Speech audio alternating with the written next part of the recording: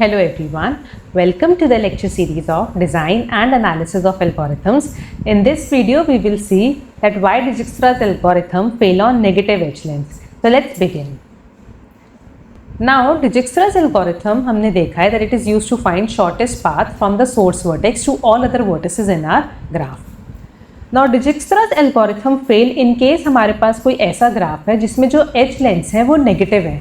Now why we are saying कि ये edge lengths जो है वो नेगेटिव है, because these edge lengths it does not always represent a distance. ज़रूरी नहीं है कि ये हमेशा distance को represent करें, क्योंकि हम ग्राफ को यूज़ करते हैं अपनी रियल वर्ल्ड प्रॉब्लम्स को रिप्रेजेंट करने के लिए. So it is a possibility कि ये जो एज लेंस है ये आपके हो सकता है किसी केस में कॉस्ट को रिप्रेजेंट कर रहे हो, या किसी केस में डिस्काउंट को रिप्रेजेंट कर रहे हो, या किसी केस में पेनल्टी को रिप्रेजेंट कर रहे हो. तो एज लेंस जो है वो डिपेंडिंग ऑन द सिनेरियो किसी भी फैक्टर को रिप्रेजेंट कर सकते हैं. तो इट इज़ अ पॉसिबिलिटी कि इनकी वैल्यू पॉजिटिव भी हो सकती है एंड नेगेटिव भी हो सकती है. नाउ व्हाट हैपेंस कि अगर हमारे पास डिजिक्स्ट्रास एल्गोरिथम को हम वर्क करवाना चाह रहे हैं ऑन अ ग्राफ जिसकी एज लेंथ जो है वो नेगेटिव है, तो let's implement and run Dijkstra's algorithm on this graph.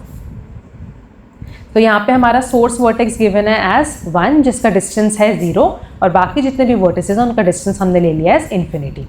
तो सबसे पहले सेलेक्टेड वर्टेक्स लिस्ट में हमारे पास है वर्टेक्स 1. नाउ 1 को हमने सेलेक्ट कर लिया. अब 1 से हमारे पास दो पाथ जा रहे हैं, 1 से 2 और एक 1 से 4. इसकी कॉस्ट क्या हुई? 0 + 3 3 3 is less than infinity. Yes. Then 0 + 5 5 5 is less than infinity. Yes. तो 3 और 5 में वैल्यू किसकी लेस है? 3 की. तो इसको हम सेलेक्ट कर लेते हैं एंड इसकी वैल्यू को कर लेते हैं as 3. So now 2 is added to our selected vertex list. अब 1 और 2 से हम देखेंगे कौन कौन से हमारे पास पाथ्स अवेलेबल हैं. 2 से हमारे पास कोई आउटगोइंग एज नहीं है. 1 से देखते हैं. 1 से हमारे पास एक आउटगोइंग एज है 2 4. 0 + 5 5 5 इज लेस देन इन्फिनिटी. तो इसको हमने कर दिया edge 5. This is selected and this is the edge that we have used. 4 is added to our selected vertex list. अब 4 से देखते हैं हमारे पास कौन कौन सा है. हमारे पास एक ही आउटगोइंग एज है 2 3. Now 5 + 2 7 7 is less than infinity. Yes. तो इसको हमने 7 कर दिया एंड 3 को ऐड कर दिया to our selected vertex list. अब 3 से देखते हैं. 3 से हमारे पास एक और आउटगोइंग एज है 2 2. अब 7 - 3 अगर हम करें तो ये क्या आ रहा है 4 and 3 is already less than 4. That means इस वैल्यू को हम अब और अपडेट नहीं कर सकते हैं. ऑल्सो 2 को हम ऑलरेडी सेलेक्ट कर चुके हैं. और डिजिक्स्ट्रास एल्गोरिथम में क्या होता है कि एक बार आपने किसी वर्टेक्स को सेलेक्ट कर लिया, दैट मीन्स किसी और वर्टेक्स से उस वर्टेक्स तक पहुंचने के लिए और शॉर्टेस्ट पाथ हमारे पास अवेलेबल नहीं है. So this is the final result. तो इस केस में हमने देखा Dijkstra's algorithm worked for negative edge lengths.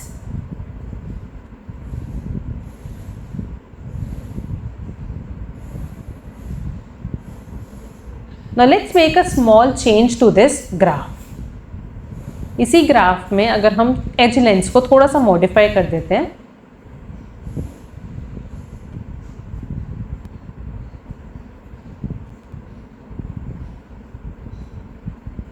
This is 1 2 3 and 4. Edge length here is 2. Edge length here is 5. Edge length here is, let's take this value as 3.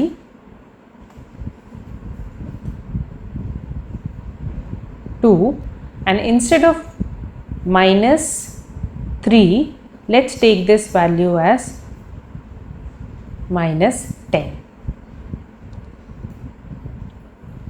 तो सिर्फ हमने 4 से 2 जाने वाले वर्टेक्स की एज लेंथ को मॉडिफाई किया. Again this is 0, this is infinity, this is infinity and this is infinity.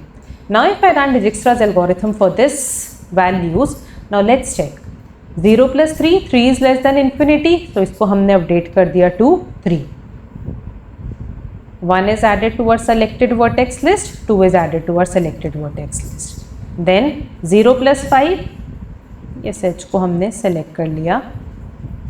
Then 0 + 5 5 is less than infinity. तो हमने 3 को ऐड कर लिया to our selected vertex list. इस वैल्यू को अपडेट कर दिया टू 5.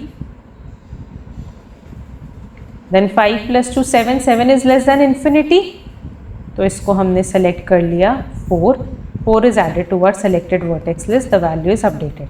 नाउ 7 4 से हमारे पास एक और आउटगोइंग एज है, 7 - 10 इज -3.